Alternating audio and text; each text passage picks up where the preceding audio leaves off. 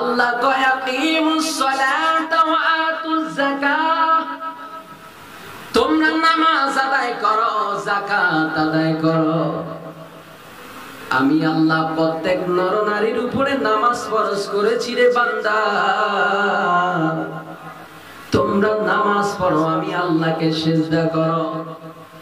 আমি আল্লাহ নামাজের কথা কোরআনুল কারীমের মধ্যে ৮২ বার বলেছি, কারণ এই নামাজটা হলো উত্তম নামাজ, উত্তম ইবাদত।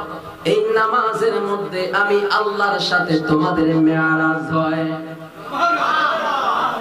এই জন্য তোমরা নামাজ পড়ো। বুঝার বিষয় হলো আমার আল্লাহ বান্দা বান্দিকে বললেন নামাজ পড়ো, কিন্তু আল্লাহ একটা বারের জন্য বলল না তোমরা নামাজ পড়ো, আমি আল্লাহও পড়বো। এটা আল্লাহ বলে নাই। আল্লাহর নামাজ পড়া লাগে না, আল্লাহর জিকির করা লাগে না, আল্লাহর তাসবিহ পড়া লাগে না, ঠিক কি না বলেন? আল্লাহ কয় বান্দারে, তোমাদের উপরে রমজানের রোজা আমি ফরজ করে দিয়েছি। ও বান্দা রোজা রাখো, রোজা না রাখলে গুনাহগার হইবা, ফরজ বাদ দিয়া দিবা, কারণ রমজানের রোজা তোমাদের উপরে ফরজ করছি।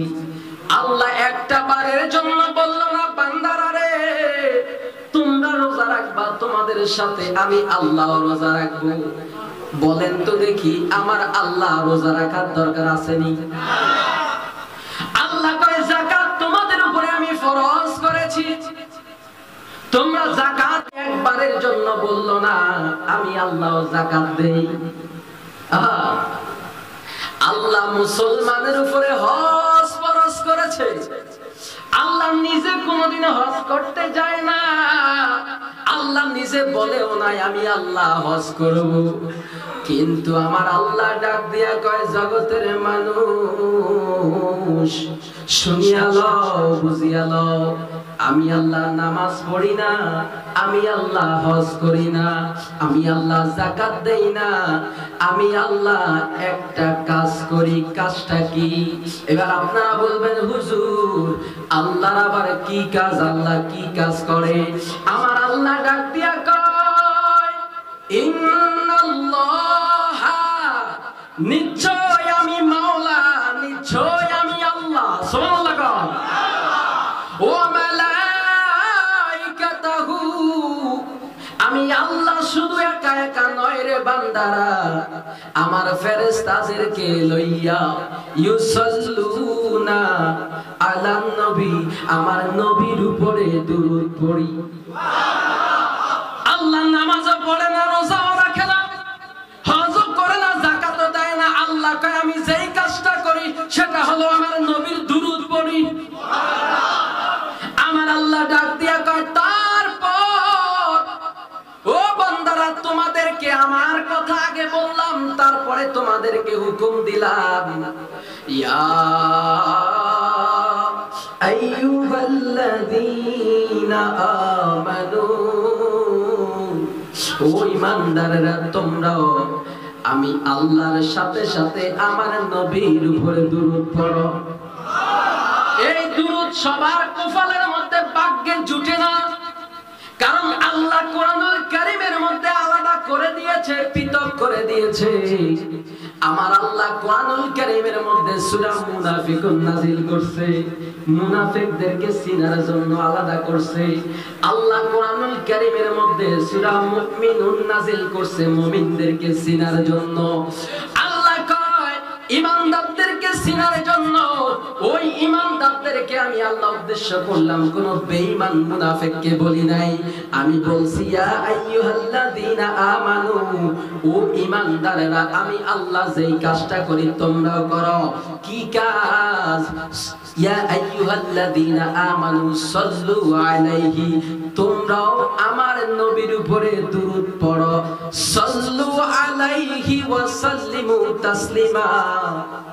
শুধু দুরূদ পড়লে থেমে গেলে হবে না, আমার নবীর উত্তম রূপে তোমরা সালাম জানাও।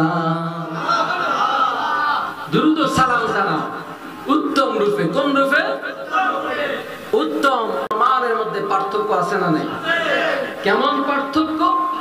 একজন ব্যক্তি আপনার সামনে আসছে, আপনি একজন সম্মানী ব্যক্তি আপনার সামনে আসছে। এখন যদি আপনাদের পিসা হুজুর যদি এখানে আসে, আপনারা ওনার আদবে বসে থাকবেন না দাঁড়িয়ে যাবেন? এটাকে বলে আদব। এটা কি বলে? আদব। এখন যদি আপনারা বসে থাকেন, পিসা হুজুর আসছে এখানে দাঁড়াইছে, আপনারা বসে আছেন, আপনাদের এইটাকে কি বলবে? বেয়াদব বলবে না? কারণ আদবে আউলিয়া, বেয়াদবে শয়তান। আবার বলেন, আদবে আউলিয়া, বেয়াদবে শয়তান। এখন পিসা হুজুর এখানে আসছে, আপনারা দাঁড়িয়ে সালাম দিছেন। আল্লাহ বলছেন নবীরে উচ্চ সুন্দরভাবে সম্মানের সহিত নবীকে সালাম দাও। আপনি নবীরে সালাম দিলেন বইয়া বইয়া। কেমনে? বৈশা বৈশা নবীরে সালাম দিছেন। এইটা কখনো উত্তম চরিত্র হতে, উত্তম আদর্শ হতে পারে না। নবীকেও সালাম দিতে হবে উত্তম ভাবে দাঁড়াইয়া। এবার প্রশ্ন করবেন, হুজুর আমাদের পিসাব কিবলা তো আমাদের সামনে আসছে, দেখছি, দেখার পরে না সালাম দিছি, দাঁড়াইছি, নবীর তো দেখি না, না দেখলে কেমনে সালাম দেব? আবার অনেকে কয় নবী তো এখানে নাই, নবী আছে তো মদিনায়, তো এত দূর থেকে নবীর সালাম দেওয়ার দরকার কি? আমি আজকে স্পষ্টভাবে বলতে চাই, যারা বলবে নবী আমাদের কাছে নাই, তার ভিতরে ঈমান নাই। যারা বলবে নবী আমাদের কাছে নাই, তার ভিতরে যারা পরিমাণ ঈমান নাই। কারণ আল্লাহ কোরআনের মধ্যে বলেন, আল্লাহ কয় কুলুবিল মুমিনিনা আরশিল্লাহ, মুমিনের কলবটা যেমন আমি আল্লাহর আরশ, তেমনি ভাবে আন-নাবিয়্যু আওলা বিল মুমিনিনা মিন আনফুসিহিম, নবী আছেন ঈমানদারের জানের চাইতে আরো নিকটে। নবী কোথায়? বেঈমানদের নয়, ঈমানদারের জানের চাইতে আরো নিকটে নবী। তাহলে যে যার কাছে নবী নাই তার ঈমান নেই। এই জন্যই না আশিকে রাসূলুল্লাহ জানায়, তোমার চুলকানি হয় কেন? ঠিক কি না? বন্ধুরা আমার, বাবাজিরা আমার, আল্লাহর ওলির দরবারের মধ্যে আসলাম। আল্লাহর ওলির দরবারে আসলে মানুষের ভাগ্য পরিবর্তন হয়, হয়নিও? কত প্রমাণ দিব, কত দলিল দিব রে বাবা। আব্দুল কাদের জিলানীর কাছে একজন ধনী আল্লাহওয়ালা বায়াত গ্রহণ করছে। ধনী লোক, ধনী ব্যক্তি বায়াত হইছে।